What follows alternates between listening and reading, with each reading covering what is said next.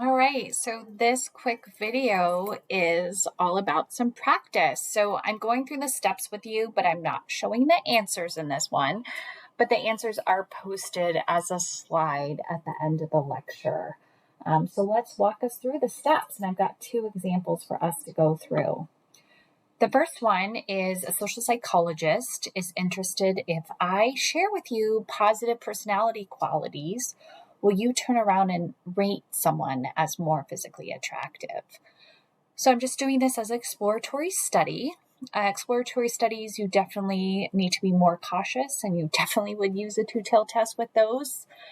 To test this, I took 64 students and had them participate in the study. I told them about positive personality qualities and then showed them pictures and then had them rate those pictures. I then had a sample mean of physical attractiveness rating as 221. So previous research has shown previous psychologists have gone through and asked for physical rating attractiveness for the same photos, we'll say, and had a mean of 200 and a standard deviation of 80. I'm using the same physical attractiveness rating and forms.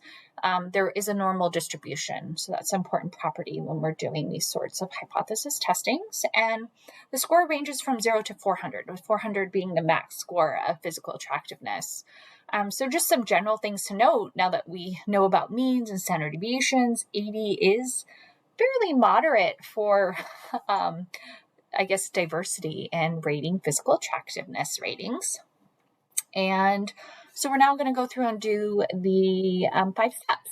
So the first one is asking what type of hypothesis do we run. So typically the default is to do a two-tailed test. So you would go ahead and set up your hypotheses. The other piece of information that's important is your alpha level. So we're going to go ahead and do an alpha of 0.05. Okay. So then you should have set up your hypotheses. Again, you can see an answer key at the very bottom, but I want you to go ahead and set those up. When you set those up, I want you to set them up in words and math. So you can review the slides or review the previous example.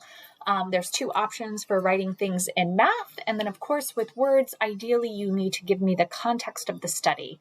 So I'm interested in looking at my output variable is physical attractiveness scores. And I am seeing if there's an impact of adding positive qualities about the person.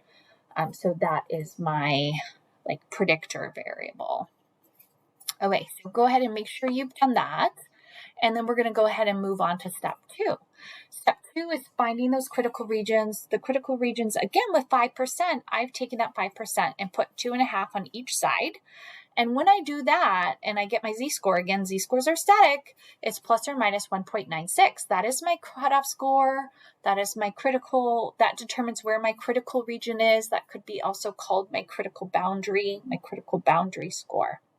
You are then going to go ahead and take the information that I had given you, looking at the sample mean as a 221, the population mean is 200. And then we are given the standard deviation, the population size. So go ahead and take a moment to calculate your standard error, which is the denominator of your z, the bottom of your z, and then calculate your z. When you calculate your z, then you are going to go ahead and make a decision based on where does it fall. Is it in the critical region or is it in the white space? And make a decision. All right, so this is kind of where you're at right now. You should have calculated your z, formulated your hypotheses, you got your critical region. Now it's time to make your decision. When you make your decision, remember you're going to make the decision, fail to reject the null, reject the null.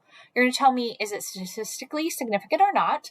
And then you're going to interpret it with the context of the variables we're interested in studying, which is positive personality qualities and physical attractiveness. You are then, regardless of what you're finding, calculating a Cohen's d. So here's the Cohen's d formula. Go ahead and take a moment to calculate the Cohen's d, and then figure out the interpretation, where it would be, and then you'd write a statement reporting what the Cohen's d was, recording the size of effect, or if it was no effect, if it's less than 0.2, and then relate that back to your study on positive personality qualities and physical attractiveness. All right, so that is the first example. Again, the answer key for this is at the bottom of the slides. This is kind of me walking you through and you doing it on your own. So let's take one more practice, again, with our 5 steps. For this one, we've got a researcher interested in effects of psychoactive drugs on performance, recruits 36 people. Each person takes a psychoactive substance for 90 days, and then after 90 days, each person takes a timed cognitive test that measures performance and efficiency. So when you just have anybody in the general population take this, again, this could be a standardized test. We see the population mean is 80 and the population standard deviation is 18. Our sample of 36 people had a score of 84. All right, so let's figure out what we're going to do. In this case, I would be interested in using a two-tailed test and an alpha of 0.05. Oftentimes I will give you these things. And then in research methods or another class, you would kind of tease these things apart, what should I do and why? All right, so then you're gonna go through your 5 steps. On this slide, I went ahead and gave you all the information you need. So again, I would encourage you to you could pause right here and go through all 5 steps, or if you're needing some help, the rest of my video is just going to be walking you through those steps and giving you guides. Again, no answers. The answers are posted in the slides. All right.